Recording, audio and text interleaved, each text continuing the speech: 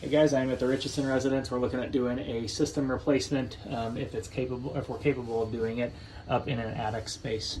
So for this system, this is a 2-ton Goodman unit. It's sitting in a safety pan. PVC drain lines run out of the unit there. I'll up here for you. And run to either the exterior of the house or back over to the side of the house this direction. If we do a new system, we can reuse the return box there. We could probably put in a different return filter for them, a 5-inch filter that only needs to be replaced once a year. Supply plenum will just get tied back onto. It's over here on this side. There's 7 dents that come off of it, so we'll reuse all of that. The returns all come off of that one return box. Like I said, that can be reused. We'll put a new safety pan in to make sure the safety pan fits code and fits our new unit. A new emergency shutoff switch, and then the refrigerant lines can be flushed and pressure tested. You can see if you look down the stairs, we have access to the backyard right there. And then I'll get some measurements on the scuttle hole sizing here. But the unit's right at the top of the scuttle hole. That's it. All right, guys, here's my first floor system. We would pull this furnace out, set our new furnace in the same location, rebuild the plenum up into the existing supply ductwork. If we need to completely redo the plenum, we can. I'll get a measurement for that. Let's see here. Refrigerant lines come out of the side of the coil there up to the ceiling, and they run straight across the ceiling over to this side of the basement.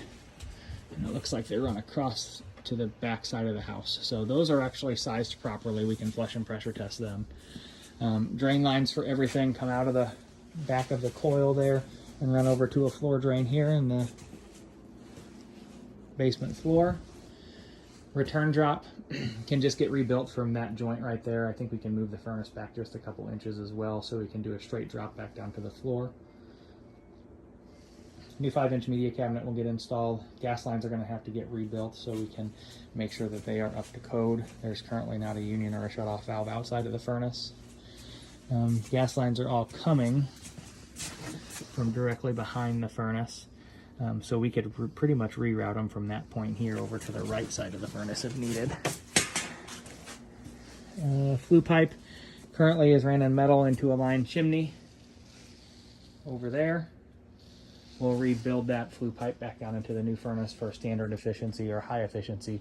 We can pretty much pick our joist here and run straight across the ceiling to the opposite side of the house and do our exhaust and intake over there. This old humidifier is going to come out, and we'll patch that ductwork because it's been pretty rusted.